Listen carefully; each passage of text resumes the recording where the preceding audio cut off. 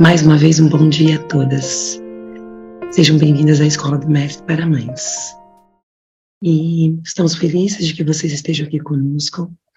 Gostaria aqui de dar as boas-vindas àquela que talvez seja a primeira vez que está conosco. Sejam muito, muito bem-vindas, tá bom? Aqui é a Escola do Mestre, é um estudo que nós fazemos todas as terças-feiras, às 5 da manhã, aqui pelo Zoom, tá bom? O estudo da Escola do Mestre, nós fazemos o estudo do livro Desejado de Todas as Nações, e é um estudo sobre a vida e a didática de Cristo, né? Nesse estudo nós entendemos aqui na Escola do Mestre que todas somos alunas, né? E Cristo é o nosso professor. O nosso objetivo, então, é nos tornar mães segundo a imagem de Cristo, tá bom? Esse estudo, ele é feito em duas partes. Tem um estudo individual, tá? Nós estudamos o capítulo do livro do Desejado de Todas as Nações individualmente em nossos lares. E às terças-feiras, então, nós nos reunimos para estudarmos juntos, recapitularmos e termos aqui o nosso momento de pergunta, de participação. Quero também aqui dar alguns avisos, né? Então, lembrando mais uma vez, às terças-feiras aqui, pelo Zoom, o estudo da Escola do Mestre para Mães do livro Desejado de Todas as Nações. Temos às sextas-feiras um estudo também, aliás, um estudo não, um momento de oração, uma oração unida. Toda sexta-feira, das 5 às 6 da manhã, temos esse momento de oração e acontece pelo Telegram. Então, se você ainda não participa e gostaria, entre no grupo do Telegram que nós temos ali na Escola do Mestre para Mães, e ali você tem o link para o grupo de oração. Pode também ter mais informações e também acessar através do familiarizando.org, tá bom? Ali tem os materiais, tem também o link para os grupos, ok? Hoje o nosso estudo, então, iniciou agora às 5 da manhã, teremos o estudo das 5 às 6, tá bom? Onde nós gravamos, e das 6 às 6 e meia nós paramos a gravação para que vocês possam ter um momento de perguntas e participação, tudo bem? Então agora nós iremos orar para começar o nosso momento de estudo. Assim como você está, feche os olhos e vamos orar. Senhor nosso Deus, muito obrigada, Senhor, por mais um dia que o Senhor nos dá. Louvado e engrandecido seja o teu nome, Senhor. Obrigada pela oportunidade que temos de estarmos reunidas aqui, juntas para estudar, Senhor, estudar a tua palavra, conhecer, Senhor, os teus planos para nós, para nossa família, Senhor. Te agradecemos por cada pessoa que está aqui e também aquelas que ainda irão entrar, aquelas que irão assistir depois a gravação. Pedimos que o teu Santo Espírito esteja presente. O Senhor, nosso professor, estamos aqui para aprender de ti, que possamos estar atentos a tudo aquilo que será falado e que também possamos tirar lições preciosas para a nossa vida, lições práticas para o dia a dia. Te agradecemos e pedimos essas bênçãos em nome de Jesus. Amém. É um prazer estar aqui mais uma vez com vocês na Escola do Mestre. Estamos muito felizes de ver já várias mamães aqui presentes, apesar de ser tão cedo, né?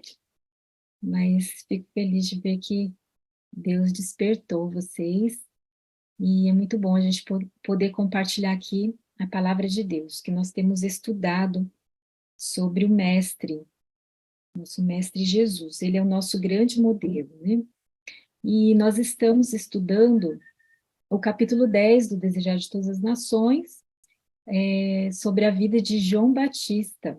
Na semana passada, a gente estudou a primeira parte, né? A gente tem no guia de estudo ali as perguntas, no volume 2 do guia de estudo, você pode baixar lá no familiarizando.org, e a gente parou na pergunta 3. Então, hoje a gente vai continuar a partir da segunda parte da pergunta 3. Então, a gente viu que Deus tinha um grande plano, um plano muito especial para João Batista, mas que ele precisaria cumprir algumas condições para que esse plano se realizasse na vida dele e através dele. No estudo 6, Filhos Rebeldes, aqui da Escola do Mestre, a gente viu que Deus também tinha um grande plano para o povo de Israel. Deus queria muito usar o povo de Israel para abençoar outras nações, mas eles foram rebeldes, foram desobedientes, e aí Deus não pôde cumprir o plano dele como ele gostaria. Mas em todos os tempos, em todas as épocas, Deus sempre teve um remanescente, um povo fiel, que cumpriu as condições para que ele pudesse abençoar esse remanescente, né, para que esse remanescente fosse uma bênção para o mundo, para as pessoas em volta. E João Batista foi essa pessoa, foi uma dessas pessoas, né, que foi fiel a Deus e cumpriu as condições para que Deus realizasse o plano dele na vida dele. E quais foram essas condições? Então, a gente viu que Deus chamou João Batista para que ele preparasse o caminho para a vinda de Cristo, para a primeira vinda de Cristo. Mas Deus deu algumas condições para que ele cumprisse. Então, a gente viu ali na página 59 do Desejar de Todas as Nações, no parágrafo 3, que João Batista precisaria ter a cooperação do Senhor, né, através do Espírito Santo, que ele precisaria dar ouvido às instruções do anjo. Então, Deus enviou algumas instruções através do anjo Gabriel para os pais de João Batista. E o anjo disse ali para os pais, né, de João Batista, ou para o pai de João Batista, como eles deveriam criar esse filho, para que Deus pudesse usá-lo. Então, a gente viu ali também que João Batista deveria ser santo, separado, deveria ser um templo para a presença do Espírito de Deus. Isso está no parágrafo 4 da página 59 do aplicativo EGW Writings. João Batista deveria ter sã constituição física, bem como resistência mental e espiritual. Olha só que responsabilidade, né? Quando Deus nos chama, isso é um grande privilégio, mas junto com o privilégio sempre vem a responsabilidade também. Então, quanto maior o nosso privilégio, o nosso chamado, maiores são as nossas responsabilidades também. Então, a gente sabe que o nosso físico, a nossa mente está muito ligada ao nosso espírito, né? Nosso corpo é um todo, uma coisa está ligada com a outra. Então, para que Deus pudesse usá-lo, o Espírito Santo pudesse usá-lo, ele precisaria ter também uma boa constituição física e resistência mental, cuidar bem da saúde, né? Ele deveria reger os apetites e paixões, deveria ser de tal forma capaz de dominar suas faculdades que pudesse estar entre os homens tão inabalável ante as circunstâncias ambientes como as rochas e as montanhas do deserto. Olha só, eu achei impressionante esse texto aqui. Ele deveria ser inabalável, deveria ter um domínio próprio, assim, muito grande. E a gente sabe, lá em Gálatas 5:22, está escrito quais são os frutos do Espírito. Então, se João Batista tivesse o Espírito Santo, ele teria domínio próprio. Domínio próprio é um dos frutos do Espírito. E ele precisaria muito desse domínio próprio para que ele fosse capaz de dominar suas faculdades, né, sua vontade, suas paixões, para que ele estivesse entre os homens inabalável, porque a gente sabe que havia apostasia entre o povo de Israel, havia influências ruins em torno de João Batista, e se ele não tivesse o Espírito Santo para lhe dar esse domínio próprio, ele não seria capaz de estar assim, como diz aqui, né? Inabalável diante das circunstâncias ambientes como as rochas e as montanhas do deserto. Por isso que a gente já conversou aqui, né? Que a bênção que a gente mais precisa é a bênção do Espírito. Está escrito que a bênção do Espírito traz consigo todas as outras bênçãos. Então, Jesus disse para Marta, né? Marta, Marta, você está agitada demais, ansiosa demais, você só precisa de uma coisa. E que coisa que era essa? A gente estudou isso no estudo 1. E essa coisa que Marta precisa, e que nós mulheres, né? Muitas de nós somos Martas também, né? Vivemos ansiosas, agitadas, preocupadas com muitas coisas. Às vezes até na hora de orar a gente fica ansiosa, né? Preocupada com muitas coisas e faz um monte de pedido para Deus, né? Mas se a gente focasse nesse pedido do Espírito Santo, a gente teria todas as outras bênçãos, né? E João Batista precisaria dessa bênção do Espírito Santo para que ele tivesse esse domínio próprio tão grande, para que ele também tivesse uma vida, fosse capaz de ter uma vida abstinente e simplicidade de vestuário. Essa era uma condição também para que Deus pudesse cumprir a obra dele, realizar a obra dele através de João Batista. Que ele fosse abnegado, que ele tivesse temperança, né? O anjo orientou, lá em Lucas 1,15, está escrito que o anjo disse para Zacarias, o pai de João Batista, que João Batista não deveria beber vinho, nem bebida forte, ou seja, não beber bebida fermentada. E alguém até na semana passada que levantou a questão, falou sobre o açúcar, né? E a gente vai ver mais detalhadamente isso aqui mais para frente. E a gente sabe que o açúcar fermenta também, né? E há algumas coisas, uma combinação de alimentos fermenta. Então, a fermentação é prejudicial para o nosso corpo, né? Então, a gente precisa tomar muito cuidado com o que a gente come, com o que a gente bebe, com o que a gente está colocando no nosso corpo, porque o nosso corpo é para ser o templo do Espírito Santo. Deus quer habitar em nós, mas para que ele habite em nós, a gente precisa cuidar muito bem desse templo, né, desse corpo. Bom, então, o anjo deu essa mensagem para Zacarias, e como Zacarias reagiu a essa mensagem que o anjo deu para ele? Lá em Lucas 1, a gente vê qual que foi a reação dele. Lucas 1, versos 12, 18 e 20 a 22. No verso 12 está escrito que Zacarias se encheu de temor e condenação própria.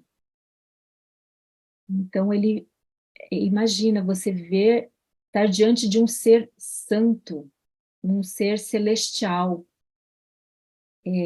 Quando ele se viu, né, em contato com esse ser tão santo, tão celestial, ele teve medo né, deve ter pensado, mas eu sou pecador, né, o que vai ser de mim? Porque a gente sabe que não há comunhão entre luz e trevas, né? E a luz afasta as trevas, né? E os nossos próprios pecados podem nos impedir de nos comunicar com Deus, né? E aí ele ficou ali pensando, né, na condição dele, de pecador, e teve medo. E ali na página 57 do Desejado de Todas as Nações, está escrito que ele volveu os pensamentos para a fraqueza da humanidade, para suas próprias fraquezas. Ele ficou pensando, né, se concentrou ali na fraqueza dele. E aí, nos versos 18 e 20 de Lucas 1, está escrito que ele exprimiu dúvida. Então, ele duvidou um pouco ali do que o anjo Gabriel falou para ele, né? Então, ali no parágrafo, na página 58, no parágrafo 4, acompanha aí no seu livro ou no aplicativo, página 58, parágrafo 4. Né, ali diz que Zacarias exprimira dúvida quanto às palavras do anjo. Talvez o medo, né, fez, a situação que ele se encontrava ali, né, as suas próprias fraquezas, né, o fizeram, assim, hesitar um pouco e não confiar totalmente no que o anjo disse. E aí, qual foi a consequência dessa reação? O que que aconteceu em seguida por causa dessa dúvida, dessa reação que Zacarias teve?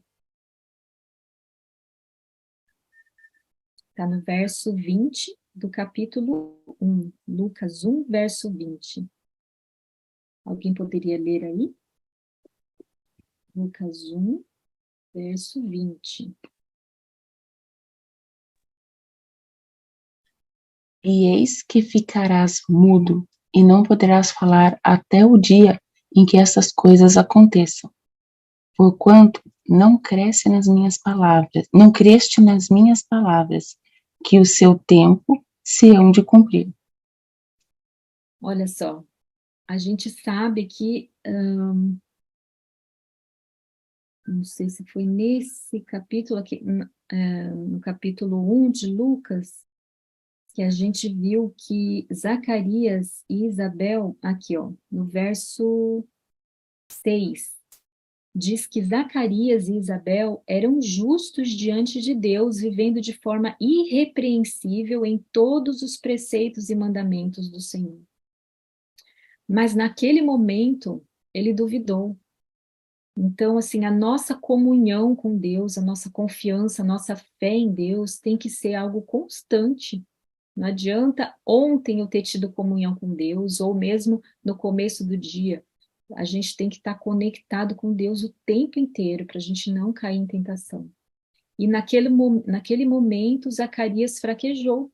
Ele estava ali no tabernáculo, né, cumprindo a sua missão ali como sacerdote. Ele era uma pessoa importante, um líder do povo de Israel. E era uma pessoa justa, mas naquele momento ele falhou. E mesmo pessoas justas podem receber consequências se eles errarem em algum momento, né, vem as consequências dos seus erros. E ali ele recebeu um castigo, né? Porque você duvidou, você não vai falar outra vez enquanto essas palavras não se cumprirem.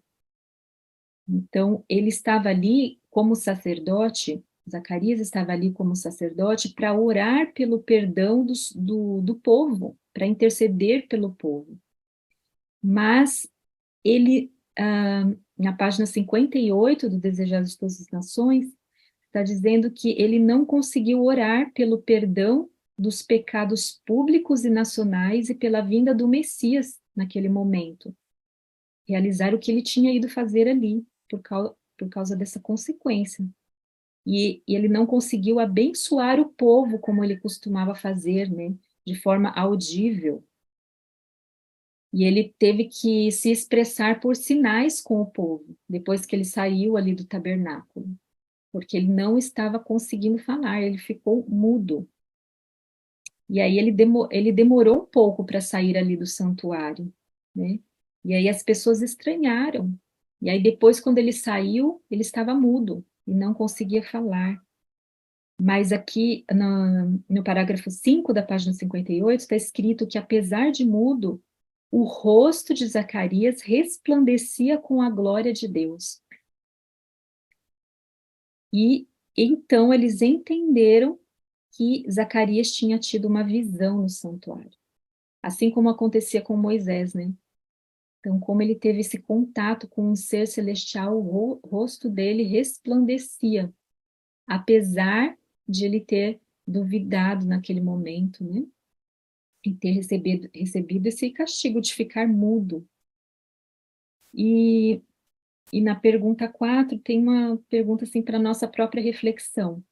Como você tem reagido às mensagens enviadas pelo Senhor? Será que nós temos reagido da mesma maneira que Zacarias quando Deus fala com a gente? Quando Deus apresenta para a gente o plano que ele tem, o plano de educação que ele tem para a gente. Então, o anjo apresentou para Zacarias um plano de educação para o filho. né? Um plano grandioso. E às vezes quando a gente se depara talvez com o plano, esse plano, com essa norma tão elevada de Deus, né? Conforme a gente vai estudando sobre educação na Bíblia, no espírito de profecia, a gente talvez se sinta como Zacarias, mas quem sou eu para dar esse tipo de educação para os meus filhos? Eu não sou capaz. Como que Deus vai cumprir esse plano através dos meus filhos, através de mim? Quem somos nós? Minha família é tão falha, nós somos tão pecadores. Você já se sentiu assim? Eu me sinto assim todo dia. Muito fraca, muito incapaz. Agora mesmo, né, antes desse encontro, eu estava ali orando e falando isso para Deus, né? Quem sou eu para transmitir a tua mensagem aqui, para conduzir esse estudo, né? Eu estava ali pedindo para que Deus falasse através de mim, porque eu me sinto do mesmo jeito que Zacarias, né? Indigna, pecadora. E só que quando a gente se concentra no nosso eu, nas nossas próprias fraquezas, a gente perde de vista Cristo. Ou a gente olha para Cristo, ou a gente olha para a gente, né? E a gente não pode nunca esquecer o que aconteceu com Pedro, quando ele estava ali na tempestade, andando sobre as águas. Enquanto ele olhou para Cristo, ele andou sobre as águas, ele não afundou. Mas foi só ele tirar os olhos de Cristo que ele afundou. E é isso que acontece toda vez que a gente se concentra no nosso eu. A gente afunda, a gente cai em tentação, né? Porque a gente realmente não é capaz de ser uma mãe, essa mãe que Deus espera que a gente seja. Por nós mesmos a gente não consegue. Por isso que a gente precisa da maior de todas as bênçãos, que é o Espírito de Cristo. A gente precisa de Cristo em nós, né? A Bíblia diz que Cristo em nós é a esperança da glória. Então, o que é a glória? A gente vê ali na palavra de Deus que a glória é o caráter de Cristo em nós. Qual que é a única esperança que a gente tem de restaurar, de ter a imagem de Deus restaurada em nós e em nossos filhos e no nosso esposo?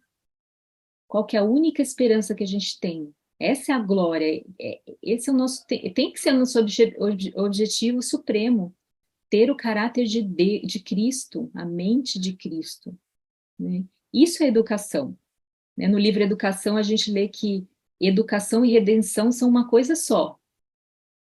Então, e lá está escrito que a educação qual que é a missão da mãe? A missão da mãe é ajudar, é cooperar com Deus para restaurar a imagem de Deus nos seus filhos. Não é lindo isso? E era isso que Deus estava pedindo para Zacarias ali. Eu estou chamando vocês para vocês prepararem, para vocês educarem aquele que vai ser o meu predecessor, aquele que vai preparar o caminho para a vinda do Messias. Ó. Então, Deus também tem um plano muito grande para os nossos filhos, a gente sabe disso, a gente vai falar mais também sobre isso mais para frente nesse estudo. Deus tem um plano muito semelhante para os nossos filhos hoje, né? Mas a gente precisa olhar para Cristo, confiar, né, que ele pode, a gente não pode, mas confiar que Deus pode cumprir esse plano, que Deus pode sim usar os nossos filhos, apesar de nós mesmos, apesar dos nossos próprios pecados. Então, a gente precisa ter muito cuidado quando a gente estuda sobre educação, sobre a verdadeira educação, para a gente não cair no mesmo erro. A gente fala, não, isso não é para mim, eu não sou capaz. E não reclamar, não duvidar, não demorar para se submeter ao plano de Deus. Então, Deus tem mostrado para a gente aqui na Escola do Mestre um plano grandioso para as nossas famílias, a verdadeira educação. E, às vezes, talvez, né, a gente esteja aí adiando muitas mudanças que Ele esteja pedindo. Por exemplo, a reforma de saúde que Deus pediu para Zacarias e Isabel. para o tempo deles, a verdade presente para eles era não beber bebida alcoólica, né? Era diferente do que é hoje. Hoje, a gente já tem mais luz, então Deus espera mais da gente, né? E Deus tem uma reforma de saúde hoje para a gente. Será que a gente não está adiando, né? Se submeter, demorando para se submeter a Deus, como Zacarias fez naquele momento? Adiando para aderir a essas mudanças que Deus espera de nós? Isso é para nossa, cada um refletir, né? Não é para a gente se comparar com ninguém. A gente não pode se comparar com ninguém, porque cada um é único, né? Deus avalia a gente conforme a nossa capacidade, conforme as nossas circunstâncias pessoais e familiares, né? Então, isso é para cada um se avaliar, uma autoavaliação, né? Pergunta, alguém gostaria de comentar sobre o que a gente falou até agora? Depois, das 6 às 6h30, a gente vai ter um momento só para isso, que não vai ser gravado, né? Para vocês comentarem, tirarem dúvidas, compartilharem testemunhos, experiências. Mas se alguém quiser comentar agora, também fica à vontade, tá bom? Então, pergunta 5. Qual a semelhança entre o nascimento de João Batista e de Isaac? Vocês perceberam que existe uma semelhança entre o nascimento de João Batista e de Isaac? Ali em Gênesis 11:30, Gênesis 11, os capítulos 11, 17, 18, fala um pouco sobre o nascimento de Isaac, as circunstâncias do nascimento de Isaac. Então, a gente vê que tanto Sara, a mãe de Isaac, como Isabel, que era mãe de João Batista, eram o quê? Elas tinham uma semelhança aí. Elas tinham duas coisas semelhantes. Quem percebeu aí? A idade e a esterilidade? Isso, Juliane, obrigada. As duas eram idosas já, com idade avançada, e eram estéreis, elas não podiam ter filhos. Então, Abraão, você sabia que Abraão também riu quando Deus disse que ele teria um filho? Não foi só Sara, a gente fala de Sara, né? Mas em Gênesis 17, 17, abre sua Bíblia aí. Gênesis 17, 17.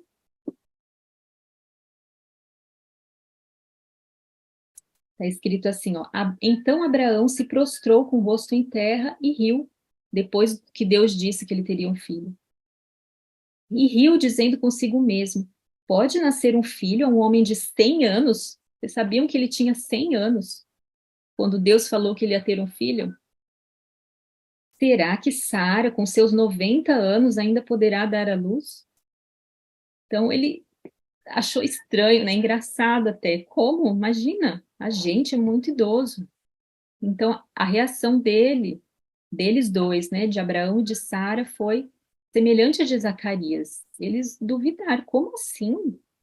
Né? Então Zacarias e Isabel também não podiam ter filhos, já eram idosos, como que eles iam ter filho naquelas condições? Então eles duvidaram da palavra do Senhor. Então, na época de Zacarias, com certeza Zacarias conhecia a história de Abraão, né? E só que ele, pelo jeito, não aprendeu a lição com a história de Abraão, né?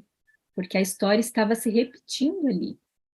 E às vezes na nossa própria vida a história se repete, né? Ali em 1 Coríntios 10, se eu não me engano, diz que a história se repete, a história do povo de Israel daquela época é a nossa história hoje.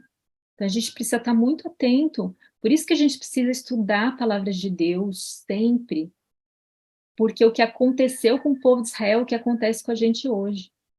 E a gente não precisa cometer os mesmos erros. Mas, infelizmente, Zacarias não aprendeu essa lição, né, de fé, de confiança. E, por um momento, o velho sacerdote volveu os pensamentos para a fraqueza da humanidade, como a gente viu, né? Ele se esqueceu de que Deus é capaz de cumprir aquilo que Ele promete. E a gente faz a mesma coisa. Tem uma frase no livro Parábolas de Jesus que eu gosto muito, que já me ajudou muito em muitos momentos.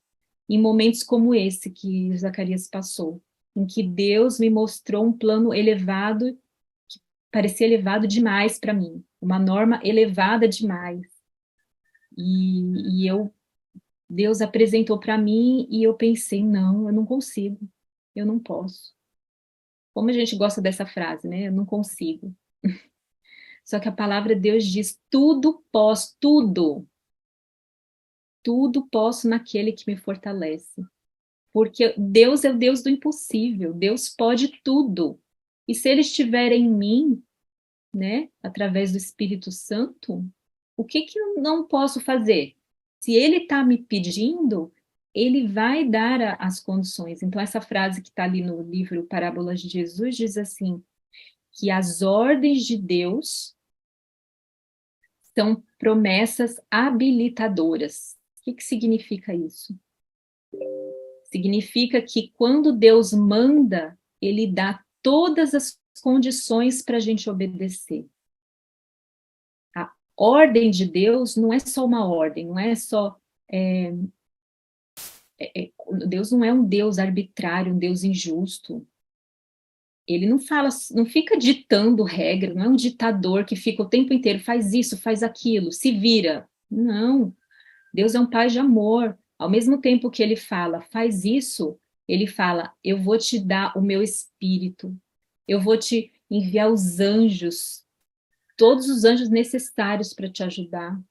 Eu já enviei Cristo para morrer por você, para ser um exemplo para você. Se ele conseguiu, você também consegue.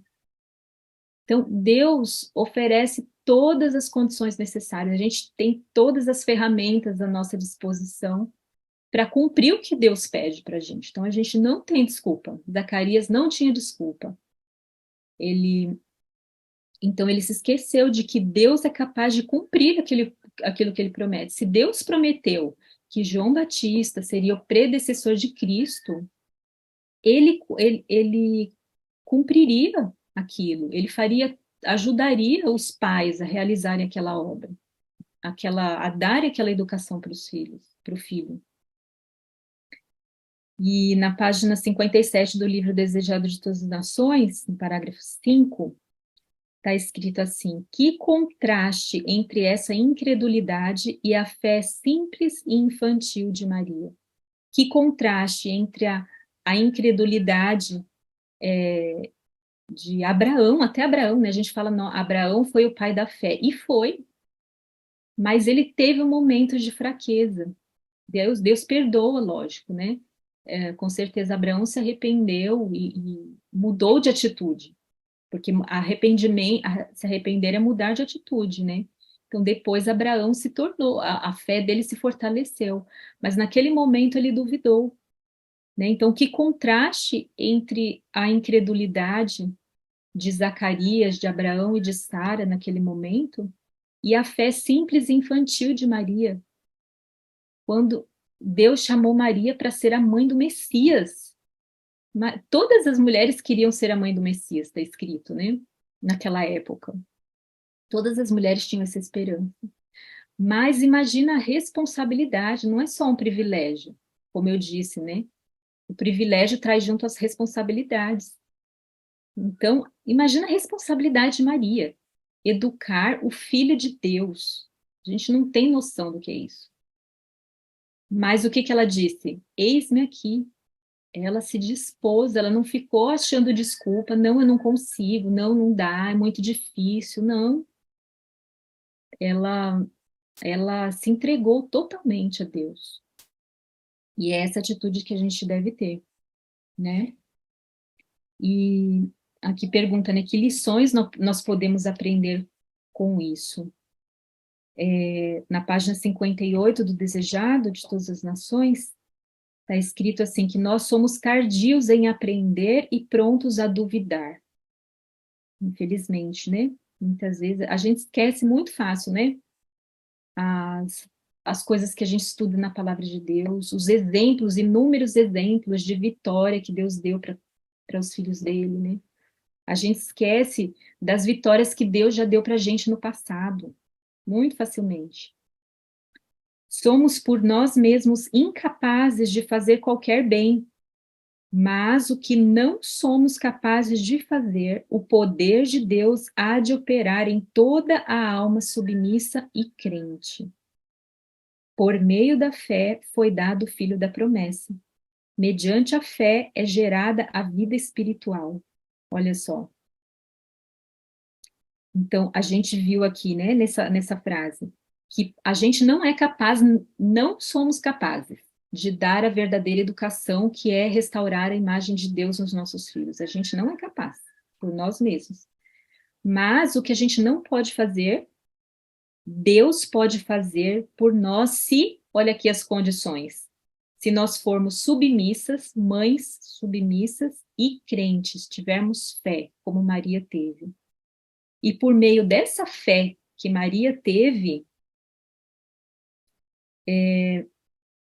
foi dado o filho da promessa, né? O filho por exemplo, o filho da promessa, Cristo, né? Foi um filho prometido, o Messias foi prometido. Então foi pela fé de Maria que veio Cristo, né? A este mundo. É mediante a fé que é gerada a vida espiritual em nós. A gente não, sem fé é impossível agradar a Deus. Sem fé é impossível ter uma vida espiritual, viver no espírito. Se a gente não tiver fé, a gente vai viver na carne. O que significa isso? Paulo fala muito sobre isso, né? Viver no espírito e viver na carne. Ele compara o que é uma vida no espírito e o que é uma vida na carne. Se a gente está no Espírito, a gente tem os frutos do Espírito. É basicamente isso. E o fruto do Espírito é o caráter de Cristo. Se a gente vive no Espírito, a gente tem o caráter de Cristo. E é por isso que a gente está aqui, não é? Na Escola do Mestre, para imitar a Cristo, para ter o caráter de Cristo, para ajudar nossos filhos a terem o caráter de Cristo. Mas sem fé a gente não pode ter nada disso. E nós somos habilitados pela fé a realizar as obras da justiça. As mesmas obras que Cristo fez, as obras justas que Cristo teve, que João Batista teve, e tantos outros heróis da fé. Se nós tivermos fé, a gente também pode realizar. Se tivermos fé em Cristo, porque é Ele que realiza qualquer coisa através de nós, né? E a gente gosta de dar desculpa, né? Muitas vezes. Ah, não dá, é difícil. E às vezes tem gente às vezes que nem quer ter filho hoje em dia. Porque o mundo realmente está caótico, né? Essa semana eu chorei, assim, eu vi certas coisas, né, que eu gostaria de não ter visto, que tem acontecido no nosso meio, na nossa igreja, no nosso povo. E é muito triste de ver. Quando a gente olha para a condição da nossa sociedade, da nossa igreja, dá vontade mesmo de não ter filho, porque parece impossível a gente dar verdadeira educação com tantas influências ruins à nossa volta, né? E a gente viu que a situação da sociedade na época de João Batista não era diferente. Está na pergunta 6 agora, né? Qual que era a situação da sociedade na época de João Batista? Então, lá em Mateus 23, fala um pouquinho sobre isso, nos versos 5 a 7. Abre lá sua Bíblia, em Mateus 23. A gente já estudou um bom trecho desse capítulo no estudo sobre religião de fachada. Mateus capítulo 23.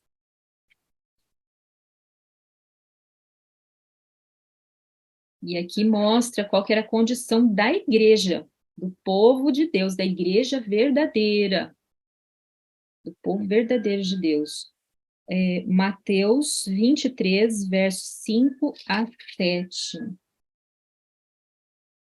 Aqui em Mateus 23, 5 a 7, diz que os fariseus, os líderes da igreja naquela época, praticavam as obras a fim de serem vistos pelos outros. Eles gostavam do primeiro lugar nos banquetes e das primeiras cadeiras na igreja, né? Gostavam de aparecer. E na página 59 do Desejado de Todas as Nações, diz que a cobiça das riquezas e o amor do luxo e da ostentação se haviam alastrado. Não só fora da igreja, mas dentro da igreja, que fala principalmente dentro da igreja. Entre os membros da igreja havia cobiça, havia amor ao luxo e à ostentação. Os prazeres sensuais, banquetes, festas, né? Bebidas, estavam causando moléstias e degeneração física. Pensa na nossa sociedade hoje, será que é diferente? Pensa na nossa igreja hoje, será que é diferente? Amortecendo as percepções espirituais e insensibilizando ao pecado. Os prazeres sensuais, banquetes, né, festas, causam degeneração física, doenças, né, os exageros, a intemperança, e nos torna insensíveis ao pecado. O que tem a ver a reforma de saúde com a minha vida espiritual? Tem gente que acha que não tem nada a ver, mas tem tudo a ver. E aqui diz que como a gente se comporta com relação à saúde, como a gente trata o nosso corpo, vai afetar diretamente a nossa vida espiritual. O que a gente come, o que a gente bebe, pode nos tornar insensíveis ao pecado. O que a gente vê nas telinhas, né? O que a gente ouve, as músicas que a gente ouve, muita coisa afeta a nossa mente, afeta o nosso corpo e pode nos tornar insensíveis ao pecado. E hoje, infelizmente, a gente vê muito pecado à nossa volta, em todo lugar, dentro e fora da igreja.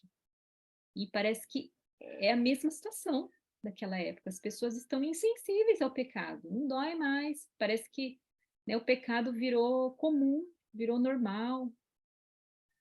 As pessoas não se chocam mais, né, com o pecado. Estado de excitação e descontentamento.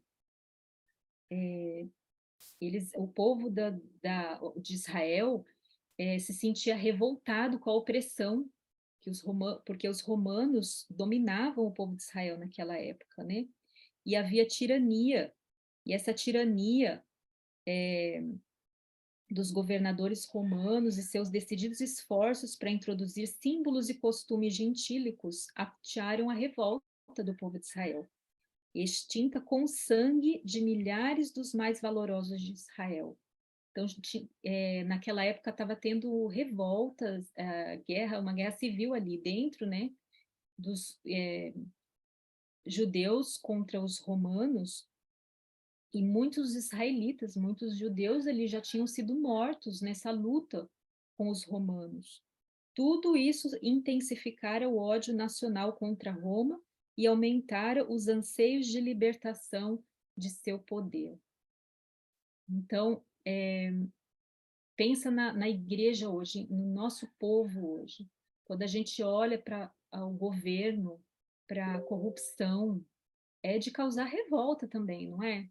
A gente fica indignado também de ver tanta corrupção na sociedade, tanta corrupção na política. E o povo naquela época estava na mesma situação. Essa era a condição da sociedade da época de João Batista. E a situação da nossa sociedade hoje. Nós temos alguns textos na Bíblia que falam, que são profecias sobre o tempo do fim. Muito tempo, muitos anos atrás, foi profetizado que hoje, no tempo do fim, pouco antes de Jesus voltar pela segunda vez, a condição seria a mesma. Então, aquela época de João Batista era a época que antecedeu, né, a primeira vinda de Cristo. E hoje nós vivemos próximo da segunda vinda de Cristo. E a situação é muito semelhante, né? Dentro e fora da igreja. Então a gente tem que estudar, por isso que a gente tem que estudar, porque a história se repete. Essa é a nossa história.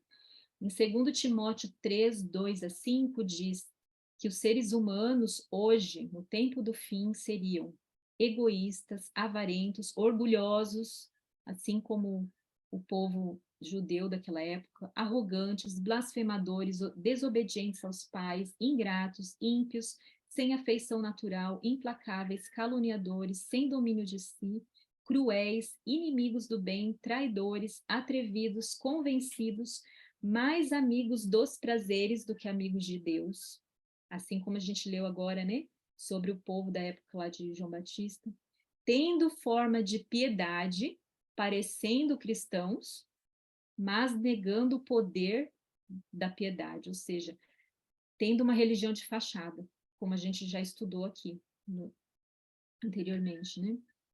Então, é a mesma situação hoje da nossa sociedade. E a gente lê lá em Mateus 24 também que hoje, no nosso tempo, haveria rumores de guerra, muitas guerras, a maldade se multiplicaria, o amor se esfriaria de quase todos, de quase todos. E isso pode acontecer em qualquer lugar, tanto dentro como fora da igreja, que não seja conosco, né? Ninguém aqui deve bater no peito e dizer, ah, não, eu sou diferente, eu sou... A gente sabe ali qual que é a condição da igreja hoje, é Laodiceia, Apocalipse 3, e a gente precisa ter cuidado para não estar nessa condição também, para sair dessa condição laodiceana de mornidão, né? E essa é a condição hoje, infelizmente. Nosso tempo acabou aqui, a gente já vai passar para o nosso bate-papo, mas na próxima semana nós continuaremos com a pergunta 7, que é sobre o local onde João Batista morava. Onde João Batista morava? O que a gente pode aprender com isso? Será que eles que escolheram, os pais que escolheram morar ali? Por que eles moravam ali naquele lugar? E a gente vai refletir também sobre o lugar onde nós moramos hoje. Por que a gente está morando nesse lugar? O que isso tem será que isso tem alguma coisa a ver com a nossa vida espiritual? Será que o local onde a gente vive pode afetar o plano de Deus, o plano que Deus tem para nós? Então, a gente vai ver isso na próxima semana.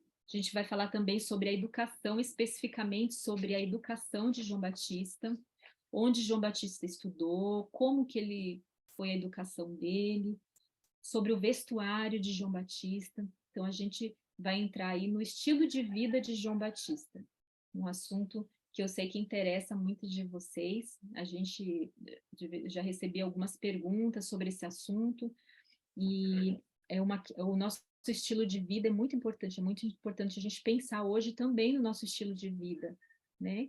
E ver o que Deus está falando para mim com relação a isso, para cada uma de nós, né? Então, não percam, estudem aí durante essa semana, continue estudando o capítulo 10 do Desejar de Todas as Nações, né? No guia de estudo é o estudo 15, façam suas anotações, e na próxima terça-feira a gente está aqui de novo, para conversar sobre o que a gente aprendeu, cada um aprendeu individualmente. E agora a gente vai para o nosso bate-papo, e eu quero ouvir vocês, já falei muito sozinha aqui. Vamos orar então. Senhor nosso Deus, nosso Pai de amor, somos muito gratos a Ti por toda a luz que o Senhor tem nos dado. Quantas coisas temos aprendido aqui na Escola do Mestre. Às vezes a tua norma parece elevada demais para nós, assim como pareceu para Zacarias, o pai de João Batista. Parece às vezes impossível alcançar essa norma, parece impossível às vezes que o teu plano se cumpra na nossa vida, que a verdade, nós não nos sentimos capazes de dar essa verdadeira educação que restaura a tua imagem para os nossos filhos. Mas a tua palavra nos diz que tudo podemos em Cristo que nos fortalece, que para o Senhor não há nada impossível. E com essa história nós aprendemos, esse estudo que fizemos hoje, nós aprendemos que precisamos confiar mais em Ti. Confiar que o Senhor, quando o Senhor nos manda, o Senhor nos dá toda a condição para realizarmos o que o Senhor nos pede. Nos ajude, Senhor, a ter essa fé, a confiar em Ti, a sermos submissas a Ti como Maria foi, para que o Teu plano se cumpra em nós, na vida dos nossos filhos, na nossa família, e que a nossa família seja uma bênção para outras famílias, assim como foi a família de Abraão, assim como João Batista foi uma bênção, que nós também, que o Teu plano também se cumpra em nós, ó Deus. Permanece conosco neste dia, no restante desta semana, e nos ajude, Senhor, a continuar tendo o nosso momento de comunhão pessoal contigo a cada dia, no início do dia, para aprender de Ti, aprender a Tua mansidão e a Tua humildade. Em nome de Jesus, amém. Até sexta-feira, no nosso grupo de oração, não percam.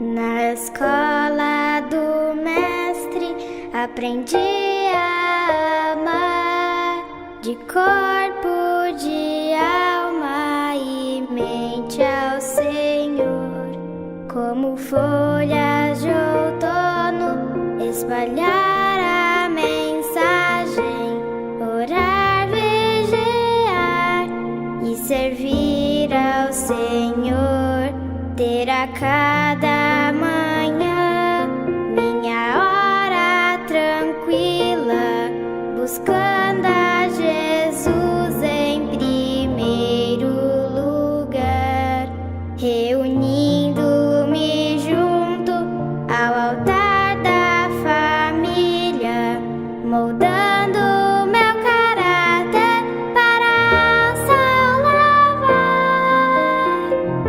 familiarizando-nos com Deus e Sua palavra, praticando a verdadeira educação,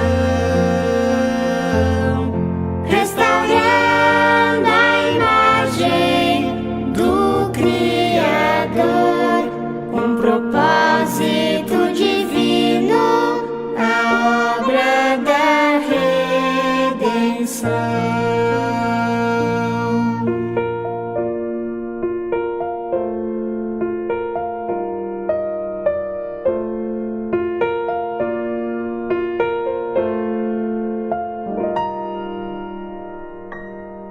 A primeira lição deve ser conhecer e compreender a vontade de Deus, lendo seus atributos nas coisas que fez.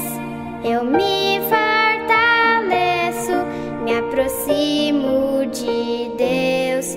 Foi assim que aprendi as palavras da vida, ao me sentar, levantar e andar. No meu lar compreendi a minha missão, a mensagem ao mundo eu vou proclamar, familiarizando-nos com Deus e Sua palavra,